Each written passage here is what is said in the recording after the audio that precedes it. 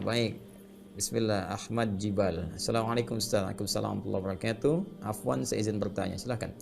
Bolehkan, ini saya tulis kayak mungkin maksudnya bolehkah menggunakan software bajakan? Jazakallah khair Ustaz. Kenapa menggunakan bajakan? Baik, ini banyak sekali ditanyakan, bahwa kasusnya sudah banyak ini ya. Tergantung software itu apakah open source, ya, yang terbuka sumbernya boleh diakses oleh kebanyakan orang, atau sesuatu yang diikat oleh hak cipta. Ya, kalau sesuatu diikat oleh hak cipta, memang kemudian tidak diperbolehkan untuk disebarluaskan, ya, maka diikat dengan hukum itu. Berlaku hadis Nabi SAW, al-muslimuna ala syurutihim, ya, orang-orang Islam itu diikat lewat syarat-syarat yang telah disepakati. Jadi kalau sepakat ada ikatan, ada aturan, nggak boleh disebarkan, ada hak cipta. Di kita itu diatur di Undang-Undang Hak Cipta ya. Kalau nggak salah pasal 72 ayat 3 itu ya, disebutkan bahwa yang sengaja mengopi, memperbanyak dan sebagainya itu bisa diancam hukuman 5 tahun penjara atau denda paling sedikitnya 500 juta rupiah. Itu sudah aturan hukum yang berlaku. Jadi kalau memang ada satu ketentuan, ada hak ciptanya, nggak boleh kemudian itu diperbanyak, dibajak, diperbanyak, diperjualbelikan, maka dilarang pula secara syariat kita mengerjakan yang demikian dan bisa menghasilkan unsur dosa di dalamnya. Kecuali kalau open source, sesuatu yang terbuka, ya, terbuka, diperbolehkan, diperkenalkan. Karena dulu software itu dibuat, dulu ada yang mengenalkan tentang hak cipta, tapi dalam konteks kerjasama, ya. Namanya Richard Stallman. Richard Stallman itu di MIT ya, Massachusetts Institute of Technology tahun 1970. Jadi tahun 1970 itu para programmer itu saling berbagi, ya, kerjasama, ya, membagi source code gitu kan. Jadi saling bagi, ini kodenya, ini program itu biasa saja dan disebarluaskan, nggak ada masalah.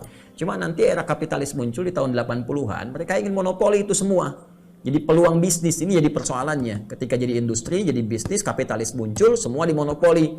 Ya, harus diambil dari situ. Akhirnya dalam konteks ini, mereka monopoli itu sendiri, mereka gunakan sebuah sistem supaya tidak semua orang berhak mengakses. Maka dari situ ada beberapa yang terbatas kemudian. Tapi ada gerakan-gerakan tetap kemudian membuat program-program yang bisa disampaikan secara terbuka. Nah, memang hukum ini diikat dalam kondisi demikian.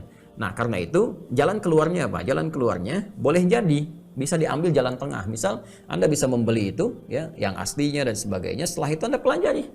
Anda buat versi Anda misalnya. Ya, tidak harus mengambil nama yang sama, ya, atau tidak harus mengambil utuh seperti itu serupa langsung di copy. Ini tidak, Anda pelajari, bikin seperti Anda buat versi Andanya, ya kan? Nah, dari situ minta pengesahan lalu Anda sebarluaskan, boleh. Itu hal yang lumrah. Dan monopoli tidak dibenarkan dalam konteks kebutuhan hajat orang banyak. Ya, an-nasu syuraka'u fi thalath, ya, manusia itu berserikat dalam 3 hal yang paling utama, dan diantara pokok-pokok itu penunjang kepada kehidupan, ya, ada api, ada air. Makanya air di pasal 33 itu, bumi, air dan seisinya dikuasai oleh negara, ya, dan dipergunakan untuk sebesar-besarnya kemakmuran rakyat. Jadi nggak boleh ada yang kuasai itu, ya, sumber air dan sebagainya. Negara harus mengatur, jangan sampai dirugikan, kan? Nah, api misalnya sumber penghidupan, jadi jangan terjemahkan apinya, sumber penghidupannya. Ada konteks-konteks misalnya program ini yang sangat dibutuhkan, dan jadi hajat itu orang banyak, bahkan bisa menopang kehidupan bernegara. Ya, misalnya seperti di pelajar, di mahasiswa dan sebagainya, banyak dibutuhkan, tapi nggak bisa mengakses misalnya. Ya, kecuali ini bisa diperbanyak dengan kondisi-kondisi tertentu. Maka ada namanya Syekh Abdullah bin Zaid bin Bakar dalam kitab Fiqh Nawazil, pada kondisi itu menjadi kebutuhan yang sangat urgen dan sifatnya banyak dibutuhkan hajat hidup orang banyak, maka itu diperbolehkan, tidak ada alasan menggunakan itu semua dan tidak ada monopoli di dalamnya. Sepanjang untuk kepentingan pribadi, bukan untuk diperjualbelikan. Ya, bukan untuk diperjualbelikan. Ya, jadi itu poinnya. Jadi ambil jalan tengahnya. Syekh Utsaimin itu pernah mengambil jalan tengah. Beliau mengatakan boleh menggunakan semacam software tadi istilahnya bajakan, tapi untuk kepentingan pribadi sepanjang hajatnya sangat dibutuhkan, nggak bisa mengakses pada yang paling utama lagi karena tidak ada kesanggupan padanya, dan bukan untuk diperjualbelikan. Kalau mau diperjualbelikan, ya Anda belajar, copy paste, bawa, bikin yang terbaik lagi, lebih bagus, sebarkan. Seperti orang-orang Cina misalnya bikin dan sebagainya, dia datang ke satu tempat, dia lihat teknologinya, balik lagi, dia bikin, kan? Kemudian dengan namanya dan sebagainya, gitu kan? Nah, kalau itu terjadi dan negara kemudian membenarkan, negara misalnya mengatur, boleh nih orang-orang belajar ke Jerman, belajar ke Amerika, belajar teknologinya, pulang-pulang ke Indonesia dia bikin handphone lebih bagus misalnya, ya, dari merek tertentu, gitu kan? Kemudian pesawat dan sebagainya bikin dan seterusnya, itu support oleh negara, sebarkan, bikin di kita, kembangkan, maka itu sangat luar biasa. Jangan sampai terjadi seperti yang Habibie dulu, kan? ya bikin pesawat sudah bagus dan sebagainya, tiba-tiba dimatikan karena kepentingan tertentu. Nah, itu kita harus bikin Habibie baru. Ya, sehingga perjuangan beliau bisa diteruskan, dan saya yakin orang Indonesia itu pintar-pintar. Ayo pulang ke Indonesia, pulang. Insinyur-insinyur bikin pesawat yang bagus, bikin kereta yang bagus, ya. Dan pejabat-pejabat juga bersihkan, ya, bersihkan niatnya, bersihkan hatinya. Cintai bangsa Anda, jangan cuma di lisan bilang, "Oh, Pancasila punya begini," tapi ada perbuatan-perbuatan yang bertentangan dengan apa yang disampaikan. Ayo support. Bersihkan hatinya, jiwanya, fasilitas, kita bangun bangsa kita. Ya, bangsa kita itu anugerah dari Allah Subhanahu wa taala atas berkat rahmat Allah yang Maha Kuasa. Letaknya di Khatulistiwa, tengah-tengah dunia. Tengah-tengah itu kan kalau berputar tuh semua logam tuh ada di situ. Ya, sumber daya itu ada di situ semua, kumpul semua di situ. Maka emas gampang, batu bara gampang, nikel gampang, ya uranium gampang, banyak di tempat kita itu. Kita tinggal manfaatkan saja. Ya, teman-teman sekalian, Choke Point ada 6 di dunia, ya kan?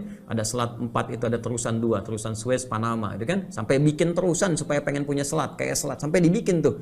Ya, dari 4 itu, ya teman-teman sekalian, ada Bosporus di Turki, kemudian ada yang di Qatar dekat ke Iran itu kan, ada yang di Yaman, dan itu ada di Indonesia, Selat Malaka.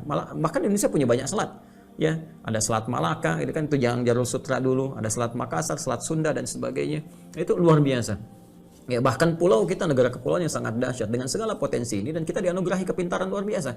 Silahkan cek potensi anak Indonesia, jangan diragukan. Belajar bahasa apapun mirip penutur aslinya, silahkan cek. Kalau di radio ada orang Indonesia belajar bahasa Inggris di Amerika, bicara nggak tahu tuh orang Amerika apa orang Indonesia. Ya, saking dahsyatnya lisannya itu. Orang India kan ketahuan, India nih, oh Cina nih, Indonesia itu luar biasa. Ya, belajar siapa yang melakukan orang Indonesia? Di mana ada sistem SKS? Ya, orang belajar 3 bulan kalah sama orang Indonesia yang belajar semalam. Sistem kebut semalam. Sekarang nggak semalam lagi, 1 jam.